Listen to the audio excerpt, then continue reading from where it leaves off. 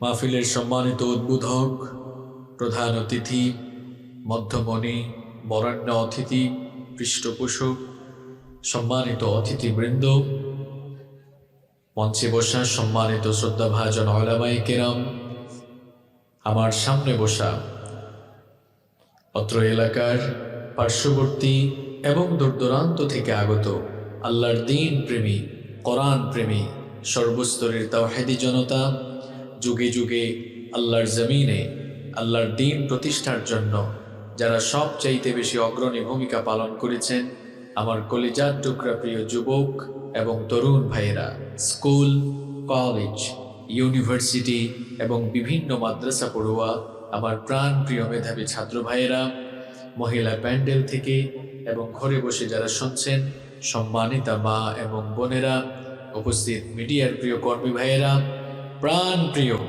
চাটারপাড়া, সখীপুর তথা টাঙ্গাইলবাসী, আপনারা সবাই কেমন আছেন? আলহামদুলিল্লাহ, আমিও আল্লাহর রহমতে ভালো আছি। আমাদের সবাইকে সুস্থতার সাথে বাঁচিয়ে রেখে কোরআনের এই বরকতময় মাহফিলে আসার তৌফিক যিনি দিয়েছেন তিনি কে? সেই মহান রবের জন্য হৃদয়ের সবটুকু ভালোবাসা, আবেগ, অনুভূতি উজাড় করে দিয়ে খুশি মনে প্রাণবন্ত আওয়াজে উচ্চ কণ্ঠে আমরা পড়ছি আলহামদুলিল্লাহ। সম্মানিত সুধী মণ্ডলী, আজকের এই আয়োজনটি আমার কাছে খুব এক্সেপশনাল মনে হয়েছে, খুবই ব্যতিক্রমী একটি আয়োজন। কারণ আমি আসার পরে দেখলাম যারা এই প্রোগ্রামটি অ্যারেঞ্জ করেছে, অর্গানাইজ করেছে, তাদের সবার বয়স কিন্তু আন্ডার 30 বছরের নিচে, 30ও হবে না, আন্ডার 25 হবে, 25 বছরের নিচে সবাই। দু একজন আছে বিশ্ববিদ্যালয়ে পড়ে, তাদের এইজ হয়তো 22-23 বছর হবে, আর বাকি সবাই দেখলাম 13, 14, 15, 16 থেকে নিয়ে 25-এর নিচ পর্যন্ত, এবং তারা সবাই স্টুডেন্ট। তাদের যে সংগঠনের উদ্যোগে আজকের প্রোগ্রাম তারা আয়োজন করেছে, সেই সংগঠনের নামও আপনারা জানেন, চাটারপাড়া স্টুডেন্ট ফোরাম। এবং একে একে তারা 7 বছর ধরে, এই বছর সহ 7 বছর ধরে তারা এই আয়োজন করে আসতেছে, আলহামদুলিল্লাহ। তো ছাত্ররা আপনাদের এলাকায় উদ্যোগ নিয়ে একটি ব্যতিক্রমী আয়োজন করেছে এবং অনেক সুন্দর একটি প্রোগ্রাম তারা আপনাদেরকে উপহার দিয়েছে, আলহামদুলিল্লাহ। এরাই হচ্ছে আগামী দিনে জাতির কর্ণধার, এরাই আগামী দিনে সমাজ এবং জাতিকে নেতৃত্ব দিবে। এই ছাত্ররা, যাদের বয়স 15 থেকে 25-এর মধ্যে, এখন প্রত্যেকেই তরুণ বয়সে, যুবক বয়সে উপনীত হয়েছে। তারা চাইলে আজকে কোরআনের মাহফিল আয়োজন না করে এখানে নাচ গান বা যাত্রাপালার আয়োজন করতে পারত কিনা? কিন্তু তারা সেটা না করে আল্লাহর কোরআনকে ভালোবেসে, আল্লাহর কোরআন নিজেরা শোনার জন্য এবং আপনাদেরকে শোনাবার জন্য এই চমৎকার আয়োজন তারা করেছে। আমরা দোয়া করছি আল্লাহ তাআলা যেন তাদের কষ্ট, পরিশ্রম, মেহনতকে কবুল করেন। এই যুবক এবং তরুণরাই হচ্ছে একটি জাতির মেরুদণ্ড। মানুষের জীবনে 5টি স্টেপ বা 5টি পর্যায় রয়েছে।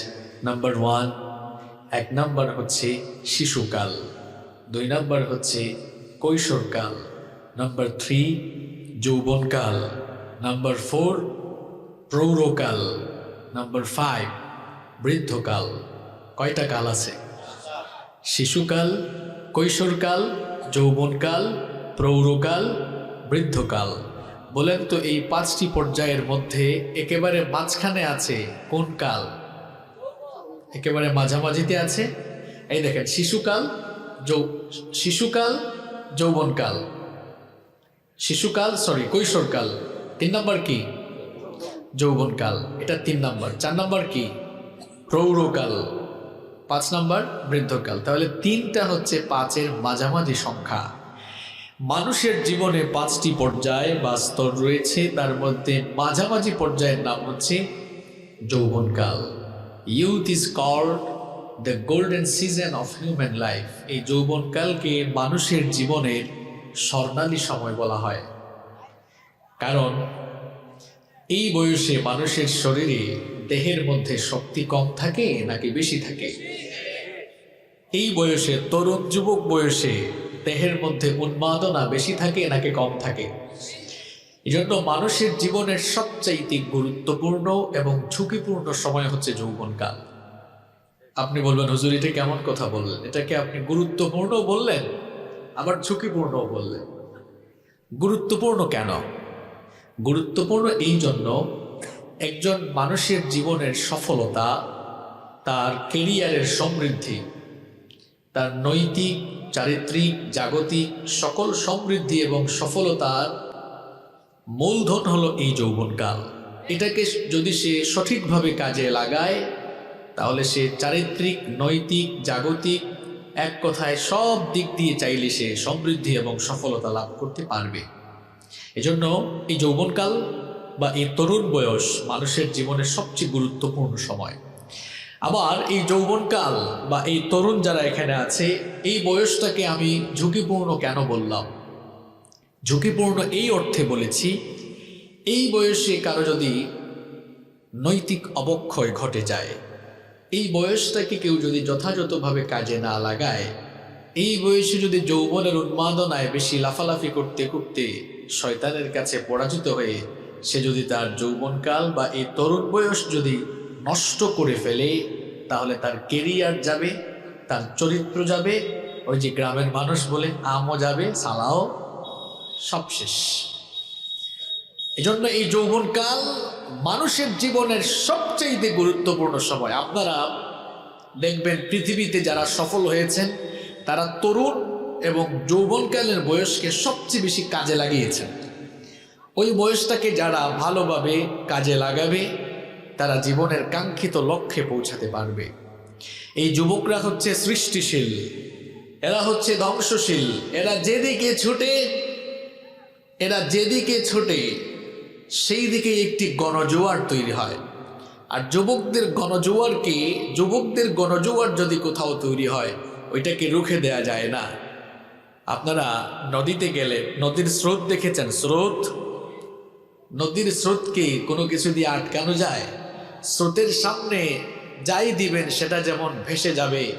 যুবকদের গণজোয়ার যদি সৃষ্টি হয়, ওই গণজোয়ারের সামনে যা আসবে তা খড়কুটার মতো ভেসে যাবে। এজন্য যুবকরা একটি জাতির উত্থান ঘটিয়ে দিতে পারে। আবার কোনো জাতির যুবক এবং তরুণরা যদি দিগ্ভ্রান্ত, পথভ্রষ্ট হয়ে যায়, তাহলে ওই সমাজ বা ওই জাতির পতন অনিবার্য হয়ে দাঁড়ায়। এজন্য বলেছি, যুবকরা একটি জাতির, একটি সোসাইটি, একটি কমিউনিটি, একটি রাষ্ট্রের মেরুদণ্ড। এরা যদি ধ্বংস হয়, একটা জাতি ধ্বংস। এরা যদি ধ্বংস হয়, একটা সমাজ, সভ্যতা, সিভিলাইজেশন ধ্বংস হয়ে যাবে। পৃথিবীর প্রত্যেকটি সফলতা, পৃথিবীর প্রত্যেকটি সংগ্রামের সফলতার পেছনে যুবকদের কন্ট্রিবিউশন সবচেয়ে বেশি ছিল।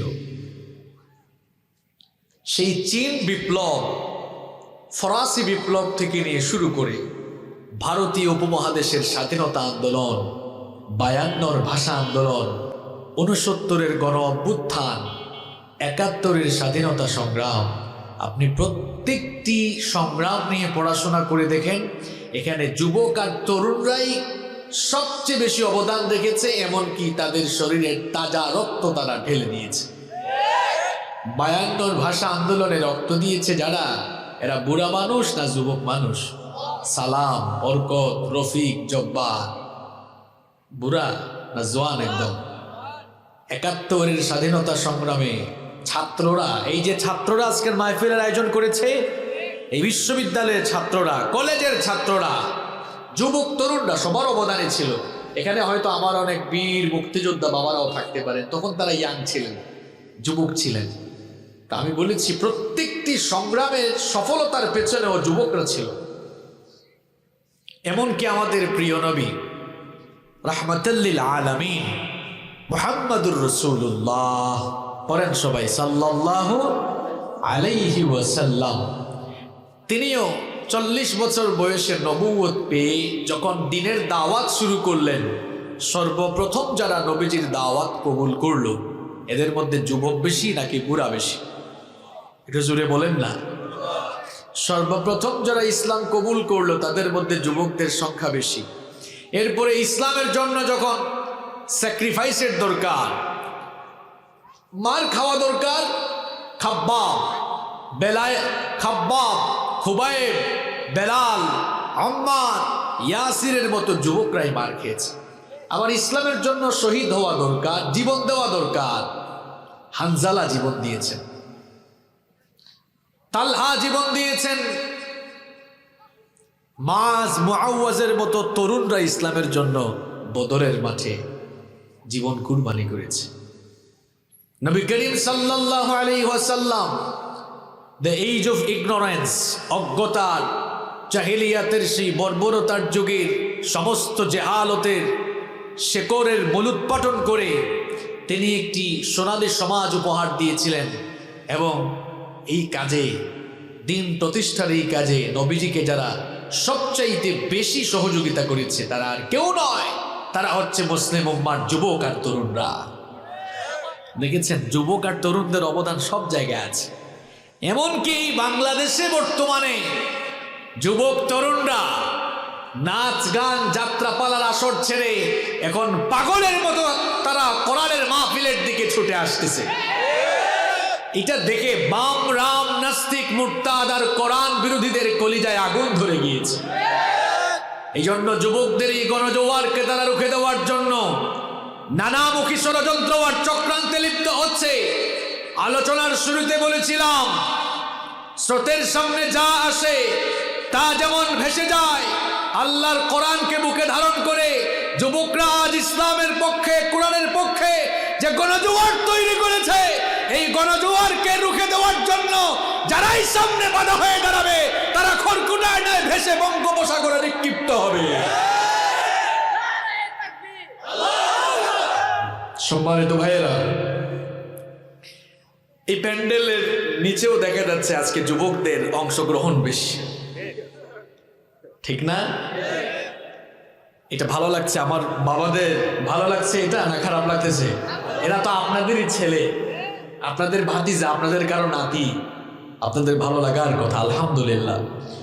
সম্মানিত ভাইয়েরা, তো দেখুন, যেহেতু এই যৌবনকাল মানুষের জীবনের একটা গুরুত্বপূর্ণ সময়, এটা জীবনের গুরুত্বপূর্ণ সময়, এই জন্য ইসলাম এই বয়সটাকে, এই সময়টাকে বেশি গুরুত্ব দিয়েছে। যুবকরা, তোমরা একটু কথাগুলো শোনো। আমার বাবাদের উদ্দেশ্য আমি কথা বলবো, সবার উদ্দেশ্যে বলবো। যুবকরা একটু কান লাগাও, তরুণরা, ছাত্র ভাইরা সবাই একটু শোনো। যেহেতু এই বয়সটাই হলো সবচেয়ে গুরুত্বপূর্ণ বয়স, গুরুত্বপূর্ণ সময়, এই জন্য ইসলাম এই সময়টাকে সবচেয়ে বেশি গুরুত্ব দিয়েছে। আর নবীজি, ছাত্ররা, যুবকরা তোমরা শোনো, নবীজি যুবকদেরকে কত ভালোবাসতেন। সুবহানাল্লাহ। নবী করিম সাল্লাল্লাহু আলাইহি ওয়াসাল্লাম তিনি একবার এক সমাবেশে বক্তৃতা করছেন। একজন তরুণ সাহাবী, যুবক সাহাবী, তার নাম হচ্ছে জারির রাদিয়াল্লাহু আনহু। খুব সুন্দর চেহারা ছিল, সুশ্রী চেহারার মানুষ ছিলেন তিনি সমাবেশের স্থলে একেবারে সবার শেষে আসলেন। জায়গা না পেয়ে পেছনে তিনি দাঁড়িয়ে আছেন। নবী করিম সাল্লাল্লাহু আলাইহি ওয়াসাল্লাম বক্তব্য দেওয়াকালে যখন এই চিত্র দেখলেন, জারির রাদিয়াল্লাহু আনহুকে দাঁড়িয়ে থাকতে দেখে নবীজি তার গায়ের চাদর মুবারক খুলে জারিরের দিকে ছুঁড়ে মারলেন। তিনি বললেন, জারির, জায়গা পাও নাই তো কি হয়েছে? আমি নবীর চাদরটা তোমার দিকে ছুঁড়ে দিলাম, আমার চাদরটা বিছিয়ে তুমি বসে যাও। এই কথা শুনে জারির রাদিয়াল্লাহু আনহু নবীজির চাদর মুবারককে বুকের সঙ্গে জড়িয়ে ধরলেন, চক্ষু থেকে পানি ছেড়ে দিলেন, আর নবীজির চাদর মুবারকে চুমু খেতে লাগলেন। চিৎকার করে বললেন, ওগো আল্লাহর নবী, কি করে আমি ক্ষুদ্র জারির আপনার চাদরে বসতে পারি? আল্লাহর পরেই হচ্ছে আপনার মর্যাদা, আপনি হচ্ছেন রাহমাতাল লিল আলামিন, আপনার চাদরে বসার যোগ্যতা তো কোনো মানুষের থাকতে পারে না।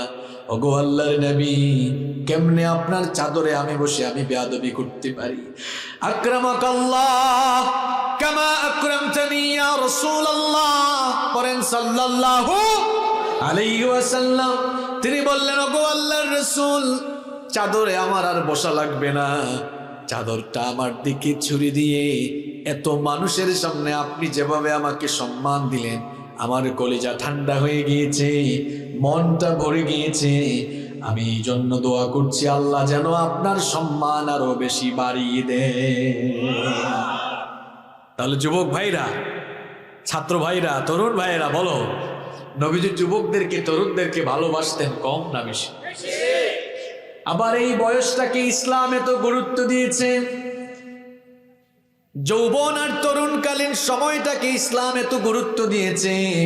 তিরমিজি শরীফের হাদিস, عن ابن مسعود رضي الله عنه قال قال النبي صلى الله عليه وسلم, আব্দুল্লাহ ইবনে মাসউদ রাদিয়াল্লাহু আনহু এই হাদিসটি বর্ণনা করেছেন। নবী করিম সাল্লাল্লাহু আলাইহি ওয়াসাল্লাম বলেছেন, লা তাজুলু কদমা ইবনি আদম মিন ইনদি রাব্বিহি হাত্তা ইউসআলা আন খামসিন। নবীজি বলেছেন, কিয়ামতের দিন যখন সকল মানুষ হাসরের মাঠে আল্লাহর সামনে দাঁড়াবে, 5টি প্রশ্নের জবাব না দিয়ে আল্লাহর কোনো বান্দা এক কদম নড়াতে পারবে না। 5টি প্রশ্নের জবাব দেওয়ার আগ পর্যন্ত কেউ এক কদম নড়ানোর সুযোগ পাবে না। জোরে বলেন তো, প্রশ্ন কয়টা? পুরুষ মানুষের মতো জবাব দিয়ে উচ্চ কণ্ঠে বলেন, প্রশ্ন কয়টা? 1 নম্বর প্রশ্ন করা হবে, আন উমরিহি ফিমা আফনাহু।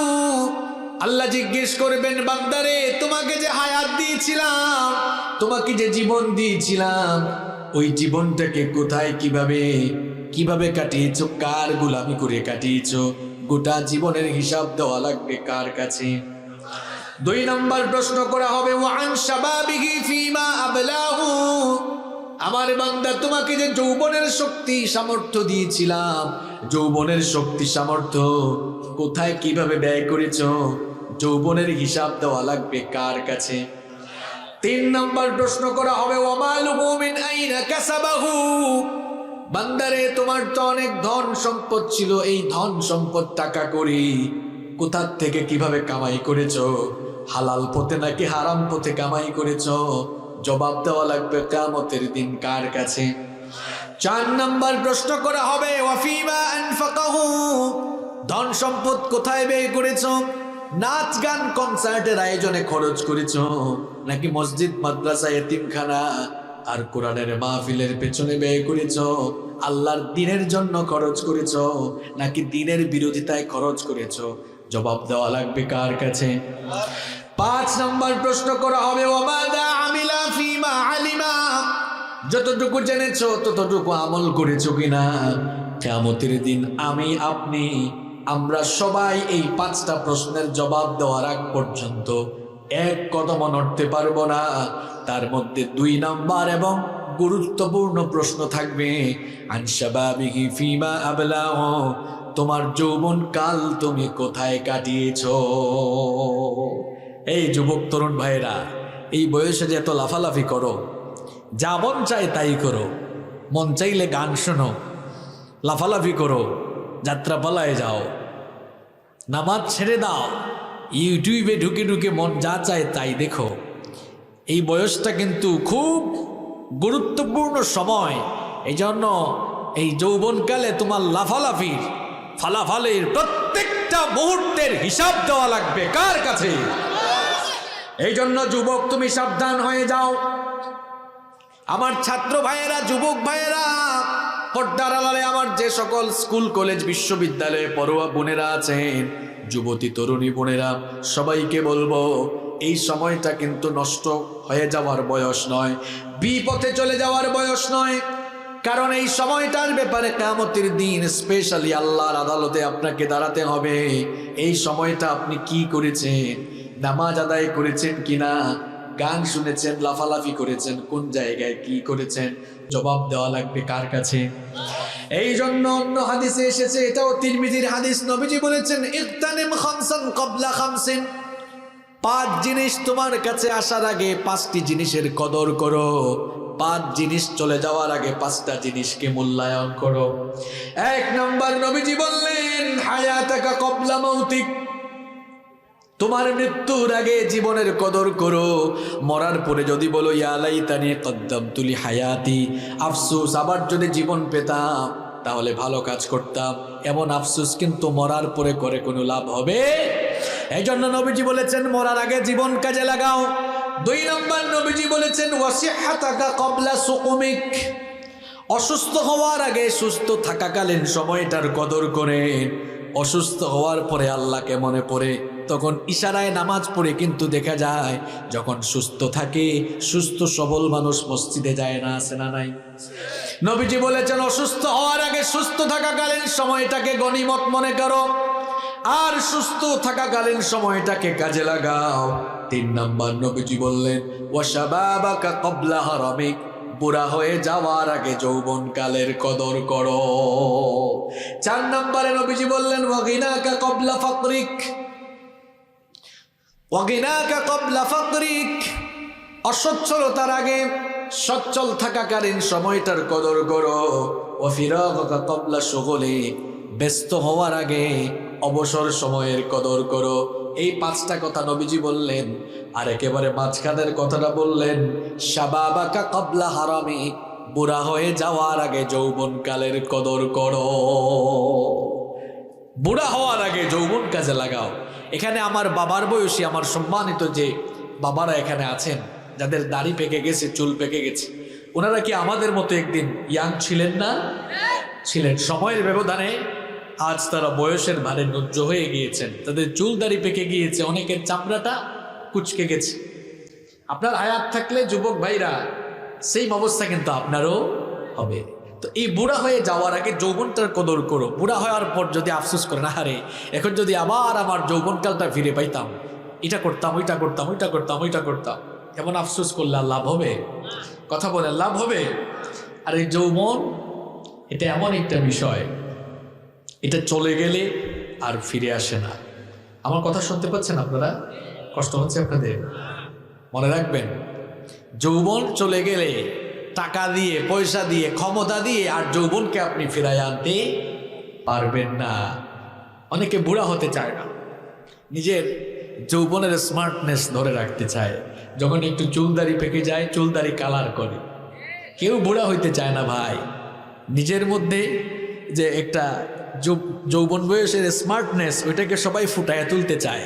এজন্য দেখবেন চুলদারি পাকলে একটু কালার করে স্মার্ট স্মার্ট বুঝাইতে চায়।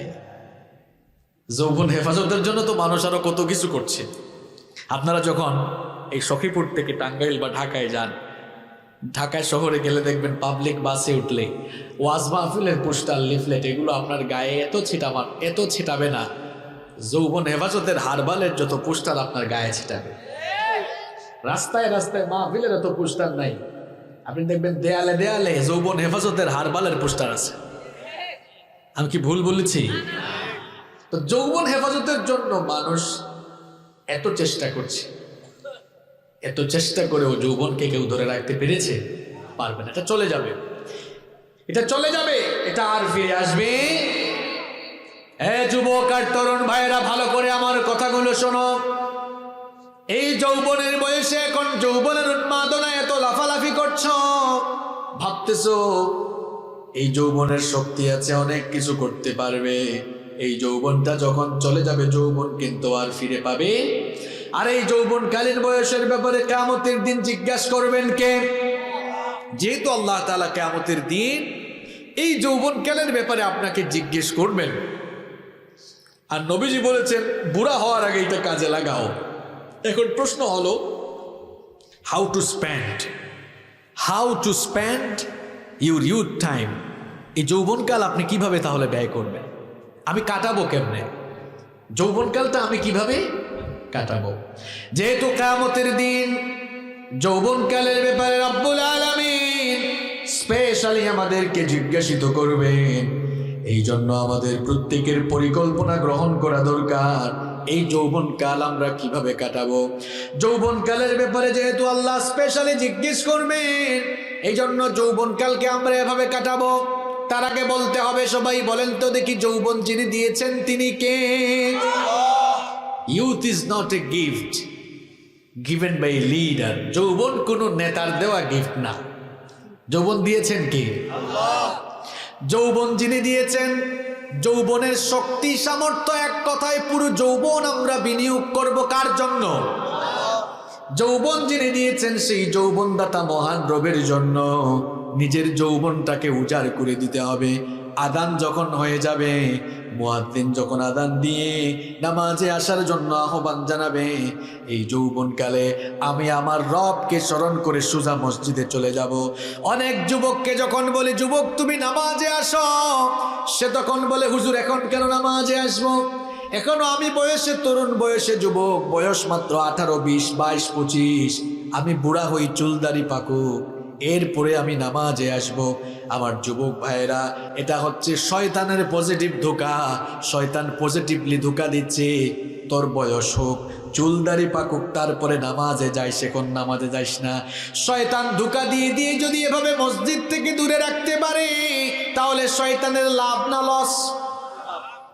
আমার যুবক ভাইয়েরা খবরদার, শয়তানের ওই পজিটিভ ধোঁকায় পা দেওয়া যাবে।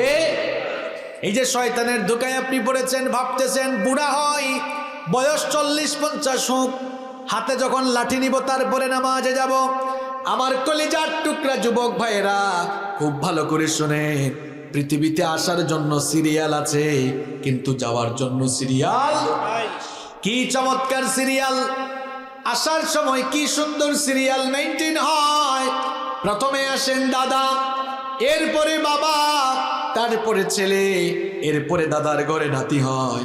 এইরকম দুনিয়াতে আসার সুন্দর একটা সিরিয়াল আছে, কিন্তু যাওয়ার কোনো সিরিয়াল নাই।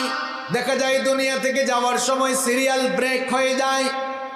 মাঝে মাঝে এমন চিত্র আমরা দেখতে পাই, নাতির লাশ দাদা কবরে নামায়, অথবা ছেলের লাশ বাবা কবরে নামায়। আছে না নাই? চোখের পলকে তুমি হতে পারো লাশ, চিরতরে বন্ধ হবে তোমার নিঃশ্বাস। হতে পারি কিনা?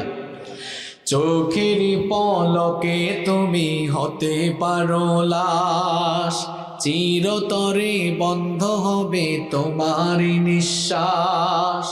হবে এলান তোমারই নাম মসজিদের মাইকে, বাড়িওয়ালা নাই রে, বাড়ি নাই রে দুনিয়াতে, বাড়িওয়ালা নাই রে, বাড়ি নাই রে দুনিয়াতে, বাড়িওয়ালা নাই রে, বাড়ি নাই রে দুনিয়াতে, বাড়িওয়ালা নাই রে, বাড়ি নাই রে দুনিয়াতে। যাদের সাথে চলতে তুমি থাকতে দিবানিশি, জানা যায় শরিক হবে তোমার প্রতিবেশী। যাদের সাথে চলতে তুমি থাকতে দিবানিশি, জানা যায় শরিক হবে তোমার প্রতিবেশী। স্বজনেরা নিয়ে যাবে তোমাকে পালকিতে, বাড়িওয়ালা নাই রে, বাড়ি নাই রে দুনিয়াতে, বাড়িওয়ালা নাই রে, বাড়ি নাই রে দুনিয়াতে, বাড়িওয়ালা নাই রে, বাড়ি নাই রে দুনিয়াতে, বাড়িওয়ালা নাই রে, বাড়ি নাই রে দুনিয়াতে। যুবক ভাইয়েরা, বাড়ি থাকবে, বাড়িওয়ালা থাকবে। চোখের পলকে আপনি লাশ হয়ে যেতে পারেন। এই জন্য খবরদার, শয়তানের ধোঁকায় পড়ে এই যৌবনকালীন বয়সে যুবক ভাইয়েরা, আল্লাহর ওয়াস্তে কখনো নামাজটা ছেড়ে দিও না। ছাত্র ভাইয়েরা যারা আছো, স্কুলে গিয়েছো, কলেজ বিশ্ববিদ্যালয়ে গিয়েছো, জোহরের আজান যখন হয়ে যাবে সঙ্গে সঙ্গে নামাজটা আদায় করে নিবা। আজান হয়ে গেলে পরে সবার আগে 5 ওয়াক্তের নামাজটা আদায় করবা। মনে রাখবা, যৌবনকালীর ইবাদতের দাম কম না বেশি? একজন বুড়া মানুষের ইবাদতে আল্লাহ যত খুশি হন, যুবকের ইবাদতে আল্লাহ তার চাইতে আরো খুশি হয়ে যান। বুড়ো বাবারা আফসোস করেন না, আপনিও তো একদিন যুবক ছিলেন, আপনিও একদিন যুবক ছিলেন। যৌবনকালীন বয়সটা আমরা কিভাবে কাজে লাগাবো? 1 নম্বরে আজান হলেই আমরা মসজিদে যাব। রাজি আছেন? শুধু যুবক ভাইদের উদ্দেশ্যে কথাগুলো নয়, আমার বাবাদের উদ্দেশ্য, মা বোনদের উদ্দেশ্যে, সবার উদ্দেশ্যে কথাগুলো বলছি। আমাদের জীবনে 1 নম্বর কাজ, আজান হলে আগে আমরা নামাজ আদায় করব। কারণ আমরা সবাই ইমানদার। একজন মানুষ ইমান আনার পরে ইমানের দাবি হলো আজান হলে সে নামাজে যাবে। আমরা ইমানদার কিনা সেটা যাচাই করার প্রধান এবং প্রথম মানদণ্ড, প্রথম মাপকাঠির নাম হচ্ছে সালাত। আজান হওয়ার পরে যারা মসজিদে যাবে, নামাজে যাবে, বুঝা যাবে তার ভেতরে ইমান আছে। আর আজান হওয়ার পরে যারা বেনামাজির মতো শয়তানের সঙ্গী হয়ে নামাজ থেকে দূরে থাকবে, বুঝা যাবে মৌখিক ইমানের দাবি করলেও আসলে ভিতরে তার ইমান। নবীজি বলেছেন, বাইনাল আবদি ওয়াল কুফরি তারকুস সালাম। আল্লাহর বান্দা আর কাফেরের মধ্যে পার্থক্য হলো নামাজ ছেড়ে দেওয়া। আল্লাহর বান্দা আর কাফেরের মধ্যে পার্থক্য কি? নামাজ ছেড়ে দেওয়া। বলেন তো দেখি, মুয়াজ্জিন সাহেব নামাজে আসার জন্য ডেইলি আজান দেয় কয়বার? আপনারা তো পুরুষ মানুষ, পুরুষের আওয়াজ পুরুষের মতো হওয়া লাগবে। বলেন, মুয়াজ্জিন মসজিদে আসার জন্য ডেইলি আজান দেয় কয়বার? 5 বার। বলেন তো দেখি বাবারা, ভাইয়েরা, আজানের প্রথম বাক্য লা ইলাহা ইল্লাল্লাহ নাকি আল্লাহু আকবার? আল্লাহু আকবার। আচ্ছা সবাই বলেন তো দেখি, আল্লাহ যদি চাইতেন আজানের প্রথম সেন্টেন্স, প্রথম বাক্যটা লা ইলাহা ইল্লাল্লাহ দিতে পারতেন কিনা? তাহলে আল্লাহ তাআলা কি কারণে আজানের প্রথম বাক্য আল্লাহু আকবার দিলেন? নিশ্চয়ই এর পেছনে কোনো কারণ আছে। কারণটা আপনাকে বোঝার জন্য অর্থের দিকে খেয়াল করতে হবে। আল্লাহু আকবার অর্থ আল্লাহ সবচাইতে ছোট নাকি আল্লাহ সবচাইতে বড়? আল্লাহ যদি সবচাইতে বড় হন, আল্লাহর হুকুমটাও সবচাইতে বড় না ছোট? দেখেন, মুয়াজ্জিন সাহেব আজান দেয় আল্লাহু আকবার, আল্লাহ সবচাইতে বড়। তার মানে আল্লাহর হুকুম, এখন নামাজে আসতে হবে, হুকুমটাও বড়। যদি ফজরের সময় আজানটা হয় আর আপনি যদি নামাজে না গিয়ে ঘুমের মধ্যে থাকেন, ঘুমে থেকে আপনি আল্লাহরে বুঝাইলেন মুয়াজ্জিনের আজান, সে বলেছে আল্লাহর হুকুম সবচেয়ে বড়, আল্লাহ বড় না, আমি ঘুমেই থাকলাম, আল্লাহর হুকুম আর নামাজের চাইতে আমার ঘুমটা বড়। নাউজুবিল্লাহ খালি পড়লে হবে না, আপনাকে যুক্তি বুঝতে হবে। ফজরের সময় মুয়াজ্জিন বলল আল্লাহ সবচেয়ে বড়, আল্লাহর হুকুম বড়, হাইয়া আলাস সালাহ, নামাজের দিকে আসো, হাইয়া আলাল ফালাহ, কল্যাণের জন্য আসো, আসসালাতু খায়রুম মিনান নাওম, ঘুমের চাইতে নামাজ উত্তম। আর আপনি ঘুমায় থাকলেন, নামাজে আসলেন না, বুঝাইলেন না আল্লাহর এই আহ্বানের চাইতে আমার ঘুম বড়, নামাজের চেয়ে ঘুম বড়। নাউজুবিল্লাহ মিন যালিক। এইভাবে তো আপনার ফজর যায়, এইভাবে তো আপনার ফজর যায়, ফজরের নামাজ কাজা করে ফেলেন। আমার দেশে ফজরের নামাজে মানুষ বেশি নাকি জানাজার নামাজে মানুষ বেশি? ফজরের নামাজটা নফল আর জানাজার নামাজটা ফরজে আইন। হ্যাঁ, ঘুমাইতেছেন আপনারা? ঢাকা শহরে বাসা থেকে 50 হাত দূরে হচ্ছে মসজিদ। ফজরের আজান হলে লোকটা মসজিদে যায় না। টাঙ্গাইল সখীপুরে এই চাটারপাড়ায় এক লোক মারা গিয়েছে, শোনা মাত্রই 4-5 ঘন্টার জ্যাম আছে, জ্যাম ঠেলায়া সখীপুরের জানাজায় হাজির। বুঝলাম না, বাসা থেকে 50 হাত দূরে ফজরের নামাজে গেল না, কিন্তু এত ঘন্টার জ্যাম ঠেলায়া তারপরে সখীপুরে জানাজায় আসে। লোকটার মতলব কোন জায়গায়? এই বাটপারের মতলব আপনাকে বোঝা লাগবে। ফজরের নামাজের আগে বক্তব্য দেওয়ার সুযোগ নাই, জানাজার নামাজের আগে বক্তব্য দেওয়ার সুযোগ আছে। হে বাটপার, তুই ফজরের নামাজে গেলি না কেন? ফজরের নামাজে গেলি না কেন? আবার অনেক মানুষ আছে, হয়তো এই প্যান্ডেলের নিচেও এমন থাকতে পারে, চাকরি করে, 9টার আগে অফিসে না ঢুকলে তার চাকরি চলে যেতে পারে। বস তাকে জিজ্ঞাসিত করতে পারে, ডাকতে পারে, জবাবদিহি নিতে পারে। এই জন্য রাতের বেলা ঘুমানোর সময় বউকে বলে, ও বউ, সকাল 8টায় আমারে ডেকে দিও, 9টার আগে অফিসে ঢোকা লাগবে। আবার এখন তো সবার হাতে স্মার্টফোন আছে, অ্যালার্ম সেট করে 8টার সময় অ্যালার্ম দেয় যেন 8টায় ঘুমটা ভাঙে। কিন্তু ফজরের নামাজ 5:30টায় হয়, 5টার সময় অ্যালার্মটা দিতে পারে না, কপাল পোড়া। সকাল 8টায় অ্যালার্ম দিয়ে 9টার আগে অফিসে যেতে পারেন, আর আপনি ভোর 5টার অ্যালার্ম দিয়ে ফজরের নামাজে হাজির হতে পারেন না। বুঝা গেল আপনার অন্তরের মধ্যে আল্লাহর ভয়ের চাইতে বসের ভয় বেশি। আল্লাহর ভয় থাকলে আপনি ঠিকই 5টার সময় অ্যালার্ম দিতেন। কলেজ বিশ্ববিদ্যালয়ে তোমরা যারা পড়ো, তোমার অনলাইন ক্লাস 10টায়, স্যার আগের রাতে বা আগের দিন তোমাকে গ্রুপে টেক্সট করে জানিয়েছে যে আগামীকাল 10টায় ক্লাস নেওয়া হবে। এই জন্য 9:30টায় তুমি অ্যালার্ম দিয়ে রাখছো, ঘুম থেকে উঠবা। তো তুমি 9:30টায় সকালে ঘুম থেকে অ্যালার্ম দিয়ে উঠতে পারো? কোন শয়তানের সঙ্গে তোমার বসবাস যে ভোর 5টার সময় অ্যালার্ম দিয়ে তুমি ঘুম থেকে উঠে ফজরের নামাজ যেতে পারো না? তোমার বিবেককে প্রশ্ন করো। যার হৃদয়ে আল্লাহর ভয় আছে সে কখনো আল্লাহর পথ ত্যাগ করে শয়তানের পথে যেতে পারে? যাদের হৃদয়ে আছে আল্লাহর ভয়, তারা কবু পথ ভুলে যায় না। আল্লাহর প্রেম ছাড়া এই দুনিয়ায় কারো কাছে কোনো কিছু চায় না, কারো কাছে কোনো কিছু চায় না। রাতের আধারে যারা সেজদাতে রয়, দু চোখের অশ্রুতে নদী যেন বয়।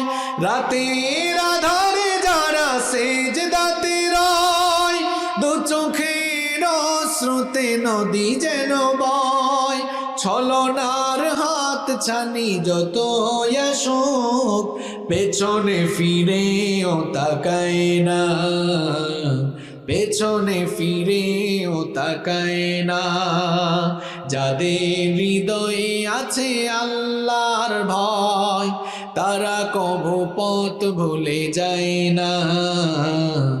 আল্লাহর প্রেম ছাড়া এই দুনিয়ায় কারো কাছে কোনো কিছু চায় না, কারো কাছে কোনো কিছু চায় না। যারা আল্লাহকে ভয় করে তারা কখনো নামাজ ছাড়তে পারে না। আল্লাহর ভয় যার করে যায় নাই, সেই লোকটাই কেবল নামাজ ছাড়তে পারে। শয়তানের সঙ্গে কি বন্ধুত্ব হয়েছে আপনার, পুরা সপ্তাহ নামাজ নাই। কিছু মানুষ আছে দেখবেন শুধু জুমার দিনে মসজিদে আসে। অবশ্য সখীপুরে এই ধরনের নামাজি নাই, আছে না? এবার আপনারা বলেন তো দেখি, নামাজ আদায় করলে খুশি হন কে? আপনারা পুরুষ মানুষ না মহিলা মানুষ বলেন? রাগ করতেছেন আপনারা? তো পুরুষ যেটা তো আওয়াজে বোঝা যাইতে হবে, মনে হচ্ছে পর্দা করতেছে। আল্লাহ এরকম আস্তে আস্তে বলতেছে। বলেন দেখি, পুরুষ মানুষের মতো জবাব দেন, নামাজে গেলে খুশি হন কে? আর নামাজটা ছেড়ে দিলে খুশি হয় কে? তো এই যে যুবক ভাইয়েরা, তরুণ ভাইয়েরা, আমার বাবারা, অনেকে দেখা যায় আজানের সময় বিড়ি টানে, সিগারেট খায়, নামাজে যায় না। আর আল্লাহ বলেছেন আজান হলে সব বন্ধ করে মসজিদে দৌড়াও। সে তখন বিড়ি টানে, আর এরপরে বিড়ির সিগারেটের ধোঁয়াগুলো উপরের দিকে যা দেখে কতটুকু উপরে উঠছে। এরকম আছে না নাই? তা আপনারাই বললেন নামাজে গেলে আল্লাহ খুশি হন, আর নামাজ ছেড়ে দিলে শয়তান খুশি হয়। এবার নিজের বিবেককে প্রশ্ন করুন, আপনি রেগুলার নামাজ ছেড়ে দিয়ে কাকে খুশি করছেন, কার গোলামি করছেন? আর যারা শুধু সপ্তাহে একবার নামাজে যায়, তাদের কাছে প্রশ্ন হলো, একদিনে নামাজ মোট কয়বার? 5 বার। এক সপ্তাহ সমান যদি 7 দিন হয়, তাহলে 5 7 কত হইল? 35 ওয়াক্ত। এখন 35 ওয়াক্তের মধ্যে লোকটা নামাজে গেল কয় ওয়াক্ত? আল্লাহর গোলামি করছে কয়বার? আর বাকি 34 বার গোলামি করেছে কার? তা হিসাব নিকাশ কি বলে, এই লোকটা আল্লাহর গোলামি বেশি করে না শয়তানের গোলামি বেশি করে? চেহারা সুরতে মানুষ হলেও এটা হচ্ছে মানুষরূপী একটা শয়তান। চেহারা সুরতে মানুষ, আসলে এ হচ্ছে একটা মানুষরূপী শয়তান। শয়তান শয়তানও আফসোস করে, আল্লাহ আমার কি রিটায়ার্ডে দেওয়ার সময় আসলো নাকি? এ তো দেখি আমার চেয়ে আরো বড় শয়তান হয়ে গেল। হে সরাসরি তোমার আইন অমান্য করে নামাজ ছেড়ে দেয়।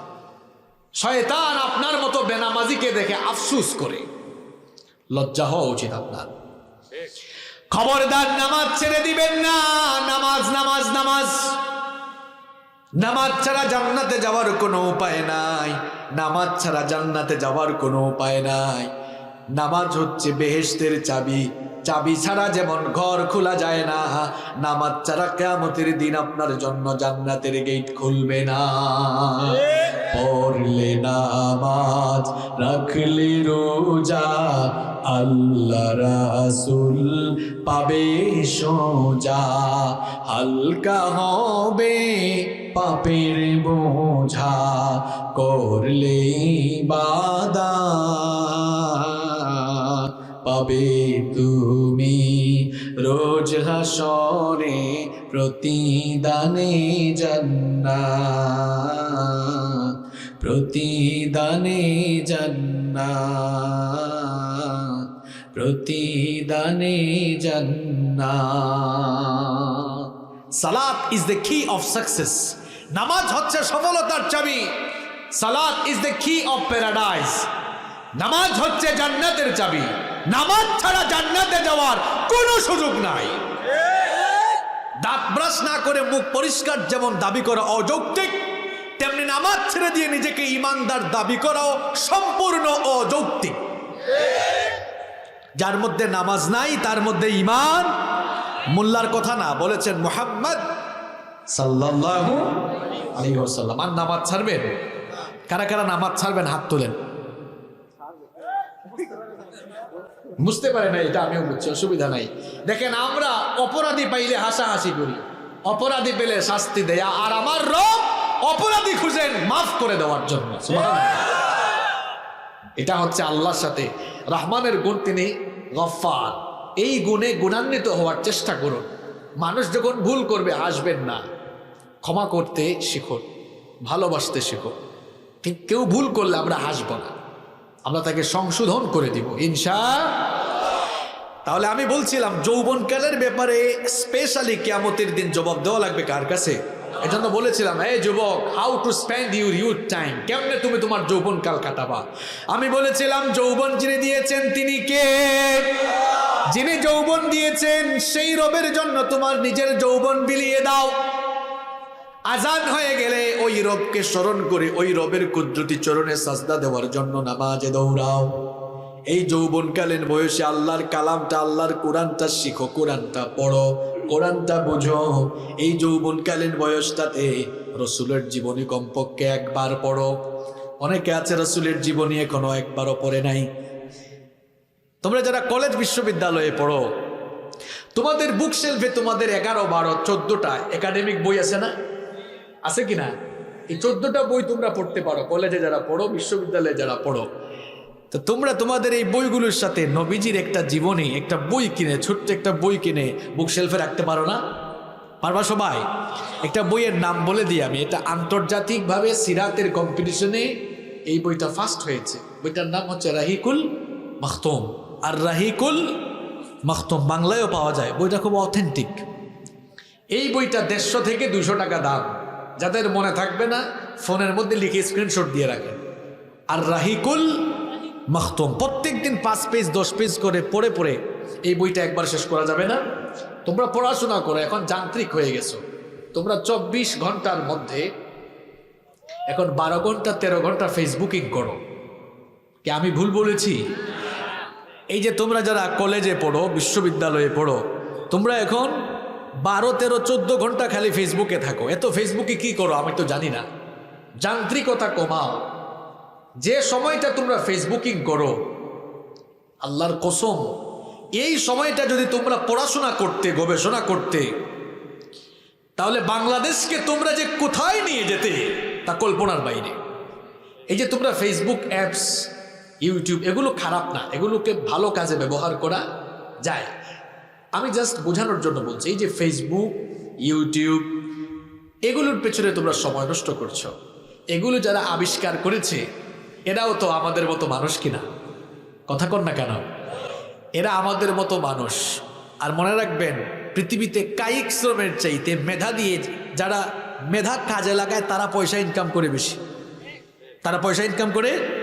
এরা ফেসবুক অ্যাপস বানালো, গুগল বানালো, ইউটিউব বানালো, কম্পিউটার আবিষ্কার করলো, ফোন আবিষ্কার করলো, আমাদের হাতে ছেড়ে দিয়েছে। আর আমেরিকা, ইংল্যান্ড, কানাডায় বসে বসে তারা ডলার গুনে মিলিয়ন, বিলিয়ন, ট্রিলিয়ন ডলার তারা কামায় দিল। তারা খেলায় না, তারা খেলা দেখায়। ঠিক বললে হবে না, যুবকদেরকে এখন নতুন সিদ্ধান্ত নিতে হবে। তোমরা পাবজি খেলাও, পাবজি ফ্রি ফায়ার এরা বানায়াত হয়েছে, আর তোমরা এগুলা ইনস্টল করে করে নামাও আর খেলো, আর তারা মিলিয়ন, বিলিয়ন, ট্রিলিয়ন ডলারের মালিক হচ্ছে। তোমরা যে বয়সে 12 ঘন্টা 13 ঘন্টা ফেসবুক আর ইউটিউবে সময় কাটাও, ইসরায়েলের ইহুদি সন্তানরা 24 ঘন্টার মধ্যে 16-17 ঘন্টা পড়াশোনা করে সময় কাটায়। তো তারা পৃথিবীকে নেতৃত্ব দিবে নাকি তোমাদের মতো অলসরা পৃথিবীকে নেতৃত্ব দিবে? তারাই দিবে। এজন্য আমার ছাত্র ভাইদেরকে বলছি, আল্লাহর ওয়াস্তে তোমরা যান্ত্রিকতা কমাও, ফেসবুক ইউটিউবে সময় কমাও, পড়ার টেবিলে যাও, পড়ার টেবিলে বসো। অন্তত পক্ষে 7 থেকে 8 ঘন্টা তুমি তোমার একাডেমিক পড়াশোনার পাশাপাশি 7-8 ঘন্টা, 4-5 ঘন্টা, অন্তত 4-5 ঘন্টা একাডেমিক পড়াশোনা করো। এরপরে বাকি 1-2 ঘন্টা কুরআন হাদিস, নবীজির জীবনী, একটু দ্বীনি জ্ঞান অর্জন করো। কারণ তোমার সিলেবাসে তো আল্লাহ রাসূলকে চেনার জন্য কুরআন হাদিস নাই, ফিকহের কিতাব নাই। এজন্য তোমাকে নিজেই পড়াশোনা করে এগুলো জানতে হবে, শিখতে হবে। পড়াশোনা বাদ দিয়ে ফেলেছো তোমরা। আগামী প্রজন্ম যে কোন দিকে যাচ্ছে এটা চিন্তা করলে মাঝে মাঝে দিশেহারা হয়ে যায়। পড়াশোনা টোটালি বাদ দিয়ে ফেলেছো তোমরা। পড়ার টেবিলে বসো, পড়ার টেবিলে যাও, বেশি বেশি পড়াশোনা করো। যত বেশি পড়াশোনা করবে তোমাদের কেরিয়ার তত সুন্দর হবে। হয়তো আমার কথায় তোমরা অনেকে কষ্ট পাচ্ছ, কষ্ট পেলেও আমি তোমাদেরকে তোমাদের বড় ভাই হিসেবে এটা পরামর্শ করে, আমি আদর করে পরামর্শ দিয়ে যাচ্ছি তোমাদেরকে। তোমরা যারা কলেজে পড়ো, বিশ্ববিদ্যালয়ে পড়ো, একটু পড়াশোনায় মন দাও, একটু পড়াশোনা করো। যত বেশি পড়াশোনা করবা, গবেষণা করবা, তত তোমার জ্ঞান ভান্ডার সমৃদ্ধ হবে। পড়াশোনার উদ্দেশ্য কেবল চাকরি করা না, পড়াশোনার উদ্দেশ্য যেন হয় তুমি একজন কোয়ালিফাইড, একজন ভালো মানুষ হওয়া, বিবেকবান একজন মানুষ হওয়া। সবাই চাকরির পেছনে ছুটিও না। কেমনে তুমি মানুষকে চাকরি দিতে পারবা সেই ব্যবস্থা করো। পৃথিবীর সফল মানুষদের জীবনে তোমরা পড়বা। পৃথিবীতে যারা সফল হয়েছেন, মায়ের পেট থেকে তারা সফল হয়ে আসেন নাই। কেউ হিরো হয়ে দুনিয়াতে আসেন নাই, জিরো থেকেই তারা হিরো হয়েছে। এই যে ওয়ারেন বাফেটের কাহিনী তোমরা অনেকে পড়ো, পৃথিবীর একজন বিখ্যাত ধনী না? সব বিখ্যাত ধনীরা জিরো থেকে হিরো হয়েছে। আমি অন্যান্যদের কথা কেন বলবো, এই যে বাংলাদেশে আকিজ গ্রুপের আকিজ সাহেব, পিএইচপির মিজান সাহেব, ওনারা কিন্তু সবাই জিরো ছিল, জিরো থেকে হিরো হয়েছে। আপনারা আকিজ সাহেবের কাহিনী জানেন? ফেরিওয়ালার মতো তিনি কমলা টমলা এই সেই হাবিজাবি বিভিন্ন জিনিস বিক্রয় করেছে। ওনার হাতে গড়া প্রতিষ্ঠান এখন কত বড় হয়েছে। এই যে পিএইচপির মিজান সাহেব জিরো ছিলেন, একেবারে জিরো থেকে তারা কি হয়েছে? হিরো। স্বপ্ন দেখতে শিখো, স্বপ্ন দেখো, বড় বড় স্বপ্ন দেখো। 15-20-30 হাজার চাকরির স্বপ্ন দেখে পড়াশোনা করিও না। স্বপ্নে দেখো আগামীর পৃথিবীকে তুমি নেতৃত্ব দিবা, পালন করে পড়াশোনা করো। তুমি আবিষ্কারের চিন্তা করো। তুমি 20-30-50 হাজার টাকার চাকরি করার স্বপ্ন নিয়ে পড়াশোনা করো না। তুমি চিন্তা করো যারা এই ফেসবুক আবিষ্কার করেছে, মার্ক জুকারবার্গ, সে তো তোমার মতোই হাত পাওয়ালা মানুষ। সে যদি পারে, তুমি যদি পড়াশোনা গবেষণায় মন দাও, হয়তো আগামীর বিশ্বে তুমি আরো নতুন চমক, নতুন আবিষ্কার তোমাকে দিয়েই সম্ভব হতে পারে। তুমি পারবে, তুমি সিদ্ধান্ত নিলে তুমি পারবে। তুমি সিদ্ধান্ত নাও, তুমি স্বপ্ন দেখতে শেখো, তোমার হৃদয়টা প্রশস্ত করো, তোমার চিন্তার জগৎ বড় করো, তুমি সংকীর্ণতা থেকে বের হয়ে আসো, স্বপ্ন দেখতে শিখো, স্বপ্ন বড় দেখো, বড় স্বপ্ন লালন করো, আর সেই স্বপ্ন বাস্তবায়নের জন্য পরিশ্রম করো, পড়াশোনা করো, গবেষণা করো। তুমি সফল হবে, তাতে কোনো সন্দেহ নাই। তুমি পড়াশোনা করো, তুমি পারবে। আপনাদের যাদের ছেলে মেয়ে আছে, আপনারা এগুলাকে অকর্মা বানাইতেছেন। মাঝে মাঝে এমন কথা বলেন যে এরা ওই 15-20 হাজার টাকা অথবা সরকারি চাকরি ছাড়া অন্য কিছু ভাবতেই পারে না। তারা বাবারে ভালো করে পড়, কোনো মতে একটা চাকরি পাস কিনা দেখ। তাকে বলেন বাবারে পড়াশোনা গবেষণায় মন দাও, জাতি গঠনে, সভ্যতা গঠনে, আগামী দিনে প্রযুক্তিতে, তথ্য প্রযুক্তিতে কিংবা বিশ্বকে নেতৃত্ব দেওয়ার ক্ষেত্রে, আবিষ্কারের ক্ষেত্রে সব জায়গায় তোমাকে অবদান রাখতে হবে। সেই স্বপ্ন লালন করে তুমি পড়াশোনা করো। স্বপ্ন দেখান। আমাদের ছেলেগুলো অনেক মেধাবী এরা। এদেরকে একটু স্বপ্ন দেখালে, একটু ভালোভাবে গাইড করলে, এরা এত মেধাবী। কত মেধাবী দেখেন। আমাদের মাতৃভাষা বাংলা হওয়া সত্ত্বেও এই দেশে এত লক্ষ লক্ষ হাফেজ। আর এরা আন্তর্জাতিক প্রতিযোগিতায় গেলে আরব দেশের প্রতিযোগীদেরকে পেছনে ফেলে, 70-80টা দেশের প্রতিযোগীকে পেছনে ফেলে দিয়ে আমার দেশের ছেলেরা ফার্স্ট হয়। মেধা আছে বলেই তো এরা ফার্স্ট হয়। আমার দেশের ছেলেদের এত মেধা, এই দেশে তাদেরকে আমরা মূল্যায়ন করি না বলে এরা স্কলারশিপ নিয়ে অস্ট্রেলিয়ায় চলে যায়, জাপানে চলে যায়, চীনে চলে যায়, কানাডায় চলে যায়, ইংল্যান্ডে চলে যায়। যদি আমরা এদেরকে আমাদের দেশে কাজে লাগাতে পারতাম, আর এদের মেধা যদি আমার দেশের কল্যাণে কাজে লাগাতো, আমরা জাতি হিসাবে অনেক এগিয়ে যেতে পারতাম। যুবকদেরকে, তরুণদেরকে পড়াশোনায় মনোযোগী হওয়ার জন্য আমি আহ্বান করব। এই ফেসবুকিং আর ইউটিউবিং করো, কিন্তু কম সময় করো। এটা লিমিট থাকা দরকার।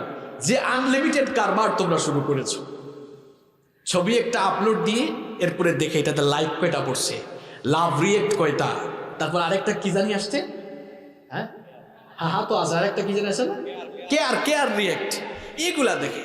আর মেয়েরা তো এখন টিকটক নিয়ে ব্যস্ত। 7, 8, 9, 10 পড়ুয়া মেয়েরা এখন টিকটক বানায়। আমি তো পড়াশোনা শেষ করেছি 4-5 বছর আগে, আমারও ফোন আছে, কিন্তু টিকটক অ্যাপসটার কাজ, এই অ্যাপসও আমার ফোনে নাই। এখন সময় পাই না, আমরা সময়ই নাই। আর 9-10 মেয়েরা যে টিকটক ভিডিও বানায় এখন, তো এদের হাতে ফোন দিল কারা? এদের হাতে ফোন দিল কারা? আমরা বহু জায়গায় গেলে বলে, হুজুর আমাদের ছেলে মেয়েরা আমাদের কথা শুনতেছে না, মা বাবার খেদমতের ওয়াজ করেন। গাছ না লাগিয়ে ফলের আশা করা যেমন বোকামি, সন্তানের হক আদায় না করে, একে সঠিকভাবে লালন পালন না করে তার কাছ থেকে খেদমতের আশা করাও কিন্তু বোকামি। তাকে সঠিকভাবে তো গাইড করা দরকার। এক জায়গায় মাহফিলে গিয়েছি, এক বাবা বললেন, হুজুর আমার মেয়ে ক্লাস 8-এ একটা এক্সাম হয়, কি জানো, জেডিসি পরীক্ষায় A+ পেয়েছে। আমি খুশি হয়ে তাকে আইফোন গিফট করেছি। বললাম তাই নাকি? কিছুদিন পরে দেখবেন আপনারে জামাই গিফট করবে। কি বলেন? ভুল বলছি? আমাদের ছেলে মেয়েগুলো এখন নষ্ট হয়ে যাচ্ছে। এমনিতেই 2 বছর ধরে করোনার লীলা খেলায় শিক্ষা ব্যবস্থার যে দশা, এখন সব সীমিত পরিসরে চলে। মিডিয়াও সামনে, সব কথা তো মনের কথাগুলো বলতেও পারতেছে না। এরা তো আবার সকালবেলা কাম বানাই ফেলবে। এরা 2 ঘন্টা স্কুল খোলা রাখছে সীমিত পরিসরে। তো আমার প্রশ্ন হলো, 22 ঘন্টা করোনা ভাইরাস ঘুমায় আর 2 ঘন্টা বের হয়। ফাইজলামি। পরবর্তী প্রজন্মকে শিক্ষার খাতে ধ্বংস করা হচ্ছে কিনা এটা ভালোভাবে গবেষণা করা দরকার।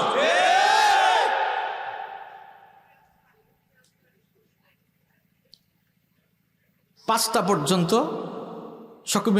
শপিং মল খোলা, 5টা পর্যন্ত বাজারঘাট খোলা। এই টাইমে করোনা ঘুমায়, এরপরে ঘুম থেকে ওইটা বের হয়, তাই না? কি আজীব অবস্থা। মানুষ এখন এগুলা দেখে হাসাহাসি করে এগুলো নিয়ে। কি আমি ভুল বলেছি? করোনা এখন মসজিদ, মাদ্রাসা, মাহফিলে আর শিক্ষা প্রতিষ্ঠানে বেশি। এই হচ্ছে অবস্থা। কষ্ট হচ্ছে আপনাদের? এই করোনা ভাইরাস, এটা আল্লাহর গজব, এটা আমরা সবাই বিশ্বাস করি। এই করোনা ভাইরাস আসার পরে এই করোনা পাঠাইছেন কে? এই করোনার মাধ্যমে আল্লাহ দুনিয়ার মানুষকে দুইটা জিনিস দেখাইছেন। আমার কথা আপনাদের কানে গেলে সবাই বলেন, কয়টা জিনিস আল্লাহ দেখাইছেন? একটা আল্লাহর কুদরত আর একটা আল্লাহর রহমত। কয়টা শব্দ বলছি? একটা বলছি কুদরত, আরেকটা দুইটা বাংলা শব্দ না আরবি শব্দ? আরবি। কুদরত মানে হচ্ছে শক্তি, ঠিক না? রহমত মানে দয়া। রহমত মানে, তাহলে বাংলায় যদি বলি, আল্লাহ করোনা দিয়ে পৃথিবীর মানুষকে আল্লাহর শক্তিও দেখাইছে, আবার আল্লাহর দয়াও দেখাইছে। আপনি বলবেন হুজুর কেমনে? এবার আপনাকে একটু সহজে বুঝায় দেই। আমেরিকা, ইংল্যান্ড, চীন, ইতালি, ফ্রান্স, রাশিয়া, যে দেশগুলোর কথা বললাম, পৃথিবীতে এখন এই দেশগুলো শক্তিশালী কম না বেশি? সুপার পাওয়ার এরা। এরা তথ্য প্রযুক্তি, চিকিৎসা, সামরিক শক্তি সব দিক দিয়ে গোটা বিশ্বের চেয়ে এগিয়ে না পিছিয়ে? এত উন্নত সমৃদ্ধ জাতির হওয়ার পরেও এই করোনা ভাইরাস এই দেশগুলা নাকানে চুবানি খাইছে কম না সবার থেকে বেশি? আল্লাহ বুঝাইছেন, তোমরা যারা নিজেদেরকে শক্তিশালী মনে করো, আসলে আমার শক্তির কাছে তোমরা কিছুই না। এক অদৃশ্য গজব দিয়া যে দেশগুলো বললাম, ওই দেশগুলো সহ গোটা পৃথিবীর মানুষের সামনে আল্লাহর শক্তিমত্তা প্রকাশ হয়েছে। এবং যারা নিজেদেরকে শক্তিশালী মনে করত, আল্লাহর পাঠানো একটা গজবের সামনে মাথা নত করে দিয়ে তারা একেবারে অসহায় হয়ে যেতে বাধ্য হয়েছে। তাহলে করোনার মাধ্যমে পৃথিবীর মানুষ আল্লাহর কুদরতটা দেখছে, আল্লাহর শক্তি কেমন বুঝছে। আবার আরেকটা কথা কি জানি বললাম, আল্লাহর রহমতও কিন্তু মানুষ দেখেছে। পৃথিবীতে করোনা আসার পরে 2 বছরে এমন কয়েকটা দেশ আছে, এরা একদিনের জন্য লকডাউনও দেয় নাই। কি বলেন, আমি ভুল বলছি নাকি? এরকম কিছু দেশ আছে না? আছে। আমাদের বাংলাদেশ যে দেশগুলোর কথা প্রথমে বলছিলাম, এদের চাইতে উন্নত অনেক বেশি। হ্যাঁ, আপনাদের দেশের চিকিৎসা আমেরিকার চেয়ে ভালো, তাই না? কানাডার চেয়ে ভালো না? হ্যাঁ, আপনাদের দেশের সামরিক শক্তি অন্য দেশের চেয়ে খুব ভালো। আচ্ছা, এই দেশে মানুষ স্বাস্থ্য সচেতন বেশি না কম? হ্যাঁ, কম কি নাই বললেই চলে। পুলিশ পিটাইয়াও মাস্ক পরাইতে পারে না। আপনারা ফেসবুকে একটা ভিডিও দেখছেন, এক মহিলাকে পুলিশ বলতেছে মাস্ক পরেন, আমি পান খাই, আমার করোনা হবে। আবার নওগাঁর এক বৃদ্ধ চাচাকে এক লোক তর্ক করতে করতে করতে করতেও মাস্ক পরাইতে পারে না, কয় না আমি পরবো না। মানে এত বুঝাইও মাস্ক পরানো এদেরকে যাচ্ছে না। তো এই যে স্বাস্থ্য বিষয়ে এত অসচেতন, বাংলাদেশের মানুষ খুব একটা পরিষ্কার পরিচ্ছন্ন জীবনযাপনও করতে পারে না। গরিব দেশের মানুষ আমরা। WHO নাম শুনেছেন আপনারা? ওয়ার্ল্ড হেলথ অর্গানাইজেশন, বিশ্ব স্বাস্থ্য সংস্থা, করোনা ভাইরাসের ইনিশিয়াল স্টেজে, প্রাথমিক পর্যায়ে তারা ভবিষ্যৎবাণী করেছিল যে এই করোনা ভাইরাস বাংলাদেশে এমন হানা দিবে, যেহেতু এই দেশের মানুষ নোংরা এবং অপরিচ্ছন্ন জীবনযাপন করে, কম করে হলেও এই দেশে 10 লক্ষ মানুষ করোনা ভাইরাসে মারা যাবে। কয় লক্ষ বলছিল? আপনারা BBC, CNN এই রিপোর্টগুলো কিন্তু বলেছিল, এটা আমার বানানোর কথা না। তারা বলেছিল কয় লক্ষ মারা যাবে? 30,000ও এখনো মরে নাই 2 বছরে। সুবহানাল্লাহ পড়বেন না? এখন এই যে আমরা অন্য দেশে, যেখানে অনেক দেশে কিন্তু অলরেডি লক্ষ লক্ষ লোক মারা গেছে, তাই না? কোটি কোটি লোক আক্রান্ত হয়েছে। এখন আমরা এই দেশে অন্য দেশের চেয়ে এত ভালো আছি, অসচেতন নোংরা জীবনযাপন করার পরেও এত ভালো আছি। ক্রেডিটটা আমাদের, তাই না? প্রশাসনের ক্রেডিটটা কার? নাকি আপনারা বলবেন না হুজুর আমরা ফিজিক্যালি অনেক ফিট, দৈহিকভাবে শক্তিশালী? আপনি একটু দেশের বাইরে গিয়া দেখেন না, আফ্রিকান কেউ যদি আপনার এক হাত দিয়ে চিপা মেরে ধরে, আপনি শেষ। কি শক্তি ওদের! পাকিস্তানিদের বুকে পড়বেন আপনারা, এত লম্বা লম্বা। দৈহিকভাবেও আমরা দুর্বল, আবার অর্থনীতি দুর্বল, গরিব মানুষ আমরা, চিকিৎসা খুব একটা উন্নত না। এত গরিব, এত দুর্বল থাকার পরেও আমরা এখনো অন্যদের চেয়ে ভালো আছি। কার রহমতে? কার রহমতে? আচ্ছা, কুদরতও বুঝলেন, রহমতও বুঝলেন। এখন রহমত কি এমনি এমনি আসে? কথা বলেন না কেন? নিশ্চয়ই রহমতের কিছু কাজ এই দেশে হয়, এই জন্য রহমত আছে। মুসলমান হওয়ার আগে বাবারে ভাইরে, আগে মানুষ হন আপনি। মানুষ সে যার বিবেক আছে, চিন্তা করে। এই 2টা বছর যে অন্য দেশের চেয়ে এত ভালো আছেন আপনারা, কেন কোনোদিন চিন্তা করেছেন? আমি চিন্তা করেছি, কিছু ফলাফলও পাইছি, শেয়ার করব আপনাদের সাথে। আমি চিন্তা করে দেখলাম এত ভালো আছি কেন আমরা। ফলাফল পাইলাম, চিন্তার ফলাফল আসলো এই, পৃথিবীর একমাত্র দেশ হলো বাংলাদেশ। এই দেশে যতগুলো দ্বীনি প্রতিষ্ঠান, হাফেজি মাদ্রাসা, নুরানি মাদ্রাসা, ফুরকানিয়া মাদ্রাসা, কওমি মাদ্রাসা, আলিয়া মাদ্রাসা আছে, পৃথিবীর অন্য কোনো দেশে এত শিক্ষা প্রতিষ্ঠান, দ্বীনি প্রতিষ্ঠান নাই। আমি ভুল বলছি? এত রহমত কেন? কেন আমরা এখনো আল্লাহর রহমতের চাদরে আমরা এখনো আবৃত আছি কেন? চিন্তা করে দেখলাম এই দেশে সূর্য ওঠার 2-3 ঘন্টা আগে হাফেজি মাদ্রাসা, কওমি, আলিয়া মাদ্রাসাগুলোতে, এতিমখানাগুলোতে ফজর হওয়ার আরো 1-2 ঘন্টা আগে ঘুম থেকে জেগে উঠে ওযু করে কেউ তাহাজ্জুদের নামাজে দাঁড়িয়ে কোরআন তেলাওয়াত করে, কেউ বা আবার আল্লাহর কোরআন খুলে গুনগুন করে আল্লাহর কালামের তেলাওয়াত করে। এই দেশ বাংলাদেশ কিসের উসিল্লায় সিন্নি খাও ওইটাই তো বুঝো না। খালি কি লকডাউন দিয়ে ভালো আছো নাকি? প্রজ্ঞাপন দিয়ে ভালো আছো খালি? কোথার থেকে কি হচ্ছে চিন্তা করা দরকার আগে। এটি পৃথিবীর একমাত্র দেশ এই বাংলাদেশ, যেখানে শীতের সিজন আসলে একটানা 5 থেকে 6 মাস দিনে রাতে প্রত্যেক দিন প্রত্যেক রাতে শত শত হাজার হাজার মাহফিল কোনো না কোনো জায়গায় হইতেই থাকে। আর কোন দেশে আছে এত রহমত? এমনি এমনি না, এটা কোরআনের বরকতে, হাদিসের বরকতে, ইসলাম চর্চা, দ্বীন চর্চার বরকতে, এটা আলেম উলামাদের গভীর রাতে চোখের পানি ছাড়ার বরকতে ভালো আছি আমরা।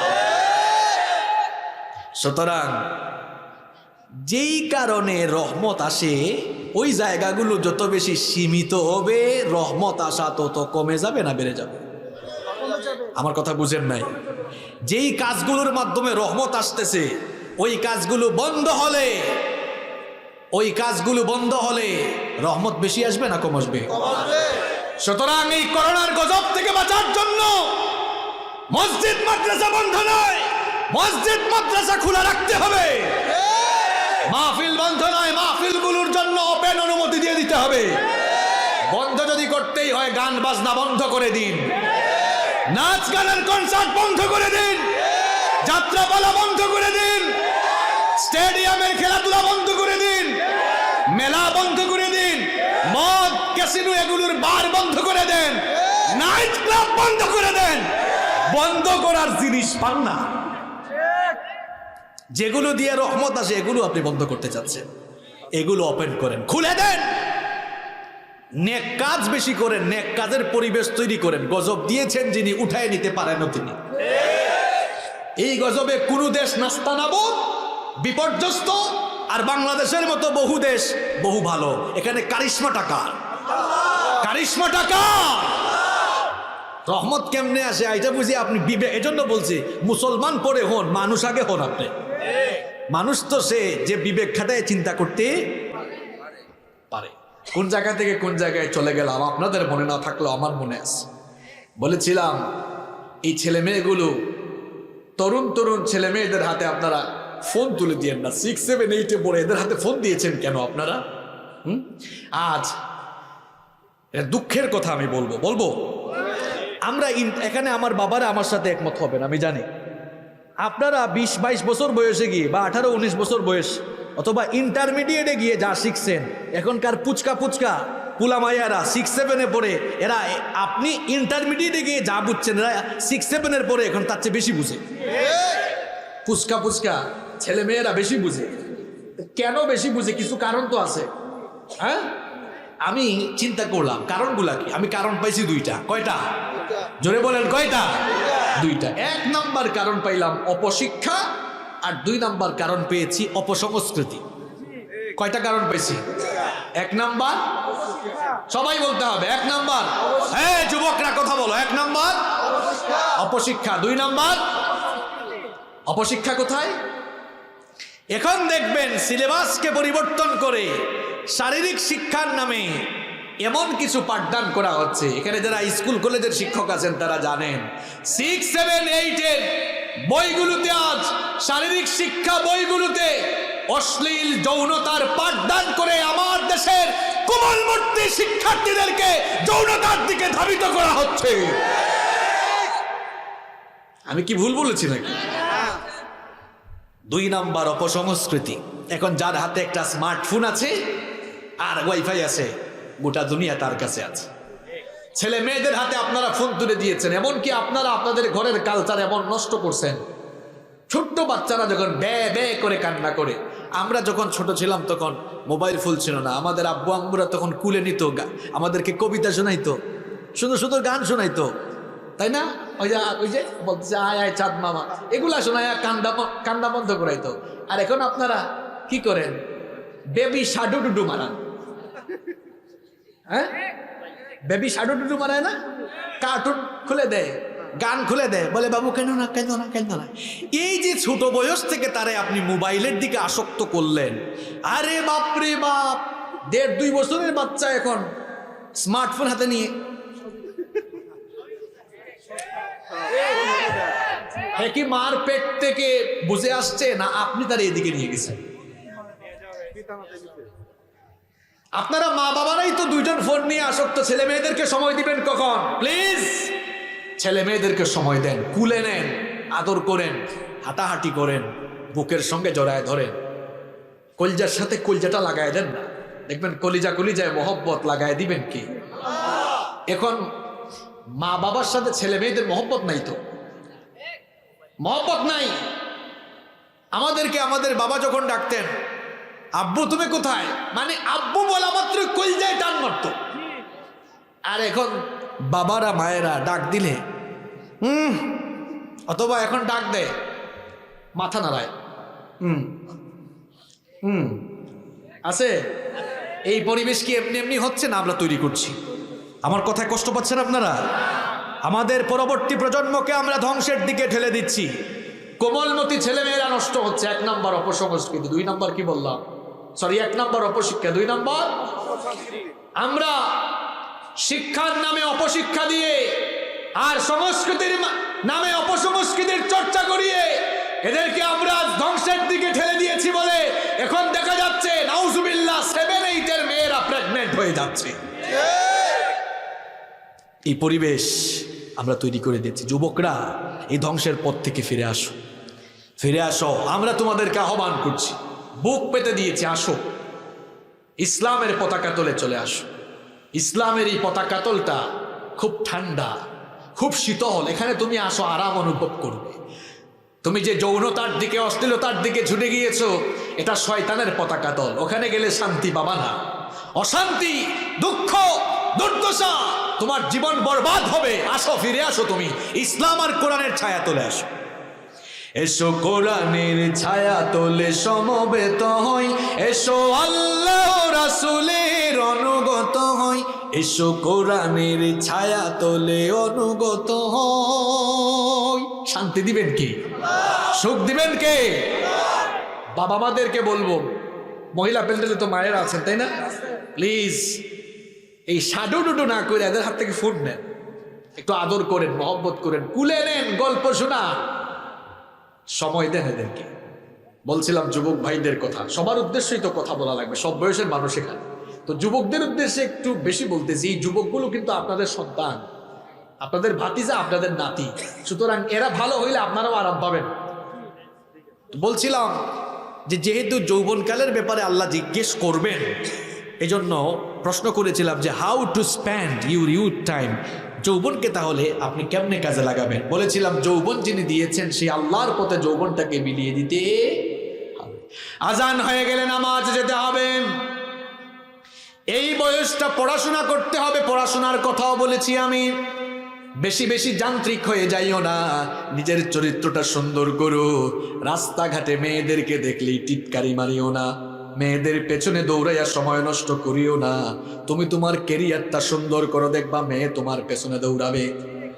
তুমি মেয়ের পেছনে দৌড়াও কেন? নিজেকে কোয়ালিফাইড করো, দেখবা মেয়ের পেছনে দৌড়ানো লাগবে না। হাজার হাজার মেয়ে, হাজার হাজার মেয়ের বাবা মায়েরা তোমার পেছনে দৌড়াবে বিয়ে দেওয়ার জন্য। তুমি প্রস্তাব দেওয়া লাগবে না, তোমার কাছে এসে বলবে বাবা আমার একটা মেয়ে আছে তোমার কাছে, দিতে চাই, তোমার সাথে বিয়ে দিতে চাই, রাজি কিনা? চরিত্রটা সুন্দর করেন, নিজের চরিত্রটাকে সুন্দর করে সাজান, দেখবেন এই পরিস্থিতি হবে। রাস্তাঘাটে চলাফেরা করলে চক্ষুটা অবনমিত করো যুবক, কারণ আল্লাহ বলেছেন কুল্লিল মুমিনিনা ইয়াগুদ্দু মিন আবসারিহিম ওয়া ইয়াহফাযু ফুরুজাহুম ইলা আখিরিল আয়া। আল্লাহ বলেছেন নবী মুমিন পুরুষদেরকে বলেন তারা যেন তাদের চক্ষুকে পরনারী থেকে নিম্নগামী করে। ইলিগাল রিলেশন করো না, অবৈধ সম্পর্কে জড়ায়ও না, কলেজ বিশ্ববিদ্যালয়ে পড়াকালীন সময়ে মেয়েদের পেছনে দৌড়ায়ও না, অবৈধ সম্পর্ক করে তোমার চরিত্র নষ্ট করে দিও না। চরিত্রটাকে ঠিক করো, চক্ষুটাকে পবিত্র রাখো, চোখের জেনা করো না। তোমার সামনে দিয়ে কোনো মেয়ে হেঁটে গেলে আল্লাহর ভয়ে চক্ষুটা নামায় রাখো, আল্লাহকে ভয় করো, নিজের চরিত্রটাকে সুন্দর করো। ইউসুফ আলাইহিস সালামের কাহিনী এবার আঙ্গুল কেটে ফেলেছিল। আল্লাহু আকবার। এত সুন্দর সুপুরুষ ছিলেন ইউসুফ আলাইহিস সালাম। যেই ঘরে তিনি লালিত পালিত করছিলেন সেই ঘরের মহিলা জুলাইখা প্রত্যেক দিন ইউসুফ আলাইহিস সালামকে তার চোখের সামনে দেখে প্রত্যেক দিন দেখতে দেখতে তার রূপে মুগ্ধ হয়ে পাগল পড়া হয়ে গেল।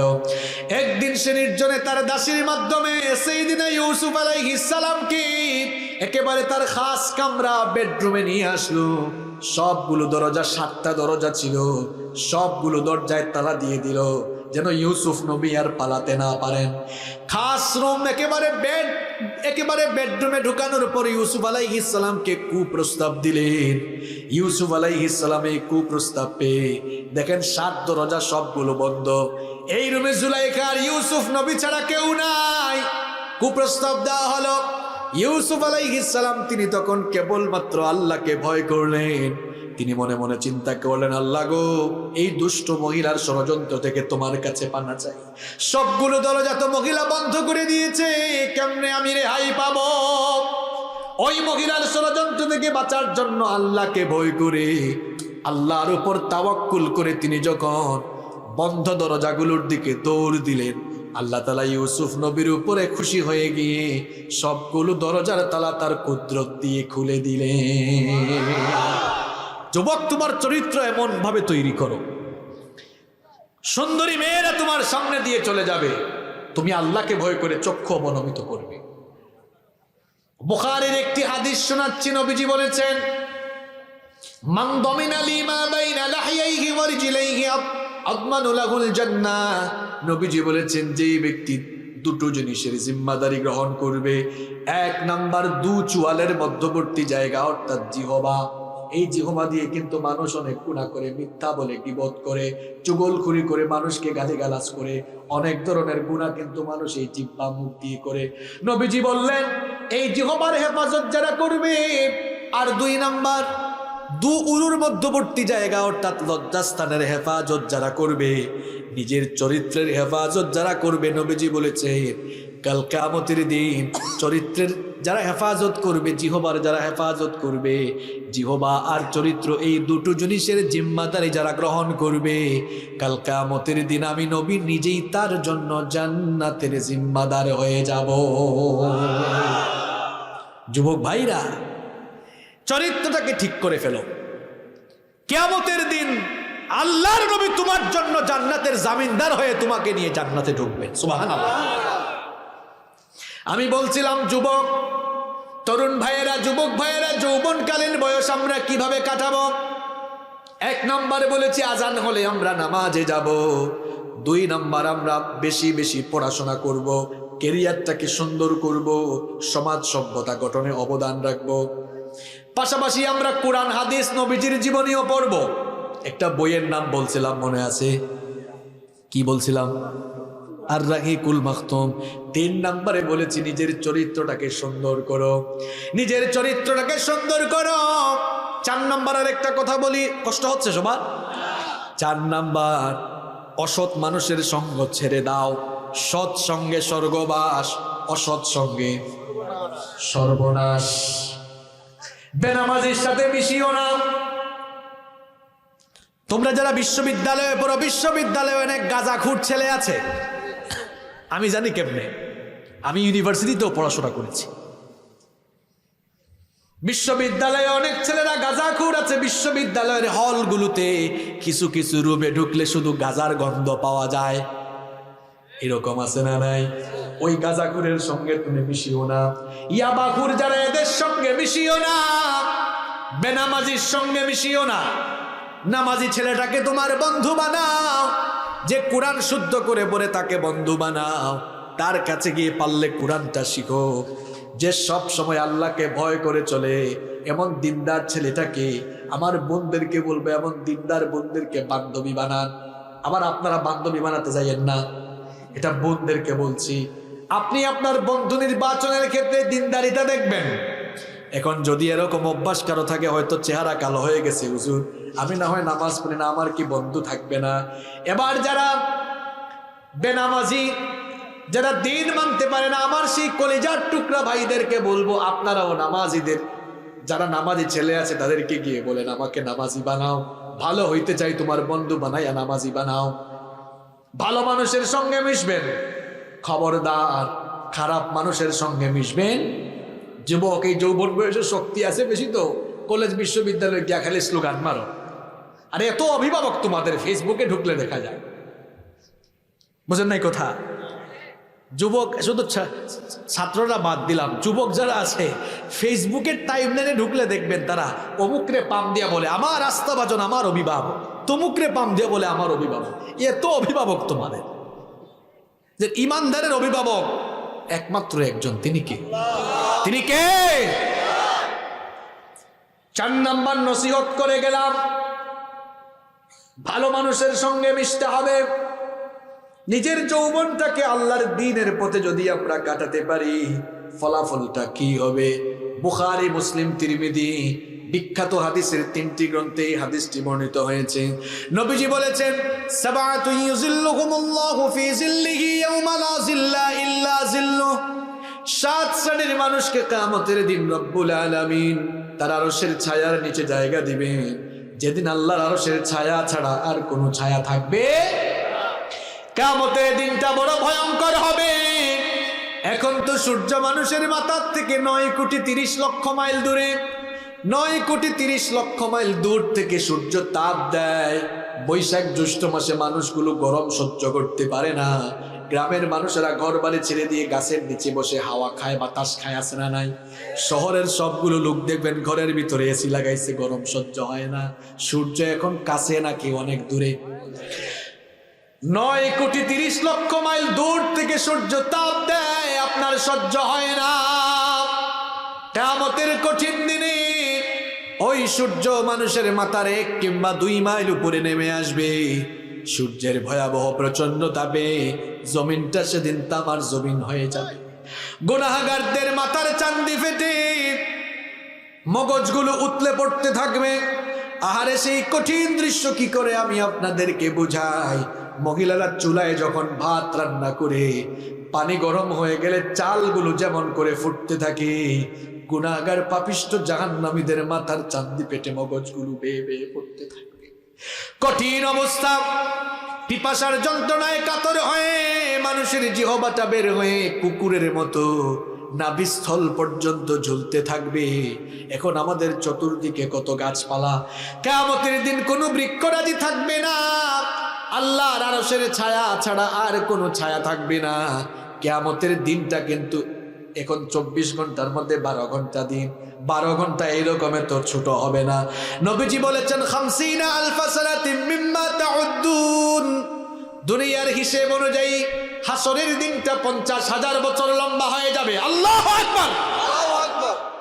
60-70 বছরের হায়াত যারা পেয়েছে, কিয়ামতের দিন এই সকল লোকগুলো বলবে, কাআন্নাহুম ইয়াওমা ইয়ারাউনাহা লাম ইয়ালবাতু ইল্লা আশিয়াতান আও দুহাহা। হাসরের মাঠে 50,000 বছর দাঁড়িয়ে থাকতে থাকতে মনে হবে দুনিয়ায় যে 60-70 বছরের হায়াত পেয়েছিল, এটা কিয়ামতের দিনের তুলনায় একটা সকালের সমানও না। এইরকম মানুষেরা দিশেহারা হয়ে যাবে। গাছপালা নাই, বৃক্ষরাজি নাই। নবীজি বলেছেন, 7 শ্রেণীর লোকদেরকে আল্লাহ তাআলা কিয়ামতের দিন আদর করে ডেকে ডেকে আল্লাহর আরশে আজিমের ছায়ার নিচে আল্লাহ জায়গা দিবেন। এর মধ্যে 1 নম্বরের, এর মধ্যে 1 প্রকারের লোক হলো তারা নবীজি বলেছেন ওয়াশাবুন নাশাআ ফি ইবাদাতিল্লাহ, যেই যুবকগুলো যৌবন কাল আল্লাহর গোলামি করে কাটিয়েছে। আমার যুবক ভাইরা, আমার কলিজার টুকরা ভাইরা, এই বয়সটাকে যদি আল্লাহর গোলামি করে কাটাইতে পারি, কিয়ামতের দিন আল্লাহ ডেকে ডেকে আপনাকে তার আরশে আজিমের নিচে ছায়া দিবেন। সুবহানাল্লাহ। এই জন্য নিজের যৌবনটা আমরা কার জন্য বিলিয়ে দিব? কিয়ামতের দিন একটা বুড়া মানুষ জান্নাতে যাবে না, একটা কালো মানুষও জান্নাতে যাবে না। এটা আমার কথা, রাগ করছেন আপনারা? কিন্তু নবীজি বলেছেন রাগ করলে নবীর সাথে করেন, আমার সাথে না। Black and all people will not go to the paradise. কোনো বুড়া আর কোনো কালো মানুষ জান্নাতে যাবে না। বুড়া বাবারা এতক্ষণ ওয়াজ শুনছিল, এখন তারা তাকাই দিছে, হ্যাঁ আমরা কি দোষ করছি? আমরা কি ইচ্ছা করে বুড়া হয়েছে নাকি? এখন জান্নাত তো বড় নেয়ামতের জায়গা, আনন্দ ফুর্তি করার জায়গা। সেখানে যদি শারীরিক দুর্বলতা থাকে, বুড়া হয় মানুষ, যদি বুড়া হয়ে যায় তাহলে গিয়ে ঠিক মতো এনজয় করতে পারবে কিনা? এই জন্য জান্নাতে ঢুকে আপনি যেন জান্নাতের সীমাহীন নাজ আর নেয়ামতকে উপভোগ করতে পারেন, সেই জন্য কিয়ামতের দিন সকল বুড়া আর বুড়িদেরকে আল্লাহ তাআলা 30 বছরের যুবক বানায়া জান্নাতে ঢুকাবে। সবাই যুবক হয়ে জান্নাতে ঢুকবে, কালো মানুষ জান্নাতে যাবে না। যাদের চামড়া একটু কালো, এরা এমনি টাকাই চাপারতেন। হ্যাঁ, কালোকে আমরা হয়েছি না। চামড়া কালো বানিয়েছেন কে? আবার সাদাও বানিয়েছেন কে? কালো মানুষরা জান্নাতে যাবে না। যত মানুষ কালো আছে জান্নাতে ঢোকার সময় রব্বুল আলামিন তাদের প্রত্যেকের চেহারাকে আকাশের ওই পূর্ণিমার চাঁদের চাইতেও আরো সুন্দর বানিয়ে আল্লাহ তাদেরকে জান্নাতে ঢোকাবে। দুনিয়ার যৌবনটা হলো ক্ষণস্থায়ী। কষ্ট হচ্ছে আপনাদের? আমি শেষ পর্যায়ে চলে আসি, 11টায় মোনাজাত দিব। শোনেন, দুনিয়ার যৌবনটা হচ্ছে ক্ষণস্থায়ী, এটা চলে যায়, চলে যায় না? কিন্তু কিয়ামতের যৌবনটা চিরস্থায়ী, এটা একেবারে আসবে আর ফুরিয়ে যাবে। সুতরাং যুবক ভাইরা, চিরস্থায়ী যৌবন নিয়ে যদি চিরস্থায়ী জান্নাতে ঢুকতে চাও, ক্ষণস্থায়ী যৌবনকে আল্লাহর কাছে বিক্রি করে দাও। পারা যাবে? যে কয়েকটা নসিহতের কথা বললাম, পারবো তো আমরা? সবাই পারবো ইনশাল্লাহ। আল্লাহ আমাদেরকে তৌফিক দান করেন। কেউ উঠবেন না। আপনারা টাঙ্গাইলের মানুষ, বড় শিক্ষিত মানুষ, ভদ্র মানুষ। আমি টাঙ্গাইলের মানুষকে প্রচন্ড ভালোবাসি। আমি অনেকবার টাঙ্গাইলে এসেছি। 2-3টে উপজেলা ছাড়া এমন কোনো উপজেলা নাই যেখানে আমি যাই নাই। টাঙ্গাইলের মানুষকে আমি প্রচন্ড ভালোবাসি। খুব ভদ্র মানুষ আপনারা, আপনাদের আচার আচরণ, কথাবার্তা সব সুন্দর। মোনাজাতটা করে যাবেন। এই যে ছাত্র ভাইয়েরা, এরা আপনাদের ছেলে, আপনাদের ভাতিজা, আপনাদের কারো কারো নাতি, এরা আয়োজনটা করেছে। আগামী বছর তারা করুক। আপনারা সবাই এটা দিল থেকে চান? আসলে কি মন থেকে চান? আপনারা নামাজ পড়ে এদের জন্য দোয়া করবেন। আপনাদের ছেলেরা, ভাতিজা, নাতিরা এরা কি কারবারটা করতেছে দেখতেছেন? সবাই কোরআনের জন্য পাগল হয়ে গিয়েছে। এদের চরিত্র যত সুন্দর হবে আপনারা তত আরামে থাকবেন। এই ছেলেগুলো আগামী বছর আবারও মাহফিল করবে। তাদেরকে সহযোগিতা করবেন, টাকা পয়সা দিয়ে, বুদ্ধি দিয়ে, পরামর্শ দিয়ে সবাই সহযোগিতা করবেন ইনশাল্লাহ। বলেন, এরা ছাত্র মানুষ, এত বড় আয়োজনের সাহস কেমনে করছে আমি জানি না। আমি এসেই বলেছি, তোমরা এত বড় আয়োজন করেছো, আমি জানতামও না যে তোমরা এখানে আসো যারা সবাই ছাত্র। আমি নিজেই অবাক হয়ে গেছি। এত সুন্দর প্যান্ডেল তারা করেছে, সাউন্ড সিস্টেম। তারা তো ছাত্র মানুষ, তাদের এত সামর্থ্য নেই, সব তারা ম্যানেজ করতে পারে নাই। এখনো তাদের কিছু ঘাটতি আছে। এদের এই কর্মকাণ্ড আপনাদের সবার ভালো লেগেছে আমি জানি। এই জন্য তারা যেন এইগুলা নিয়ে যে ঘাটতি আছে টেনশন যেন না করে, ছাত্র মানুষ তো টেনশন যেন না করে, একটু আপনারা তাদেরকে আর্থিকভাবে সাপোর্ট দিতে পারবেন না? দিল থেকে বলেন, পারবেন না? আমি শুনেছি আলহামদুলিল্লাহ গতবারও নাকি আব্দুল্লাহ আলামিন ভাই এসেছিলেন।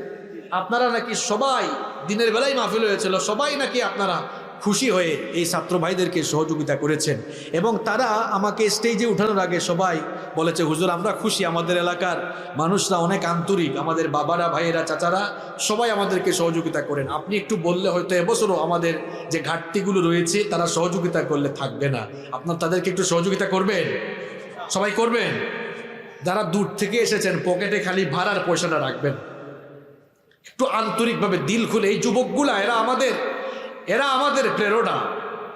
এরা যত বেশি কোরআনের জন্য, ইসলামের জন্য এগিয়ে আসবে তত দেখবেন আল্লাহর জমিনে আল্লাহর দিন প্রতিষ্ঠা সহজ হয়ে যাবে ইনশাআল্লাহ। সবাই একটু হাতগুলো উপরের দিকে তুলেন, তো তোলেন, একটু নাড়াচাড়া মারেন। অনেকক্ষণ আলোচনা শুনছেন আপনারা। এবার আমার ছাত্র ভাইরা, তোমরা যারা মাহফিল আয়োজন করেছো, কয়েকজন স্বেচ্ছাসেবক ভাই ব্যাগ দিয়ে ভিতরে পাঠাও। আপনারা হাতগুলা নিজের পকেটে ঢোকান।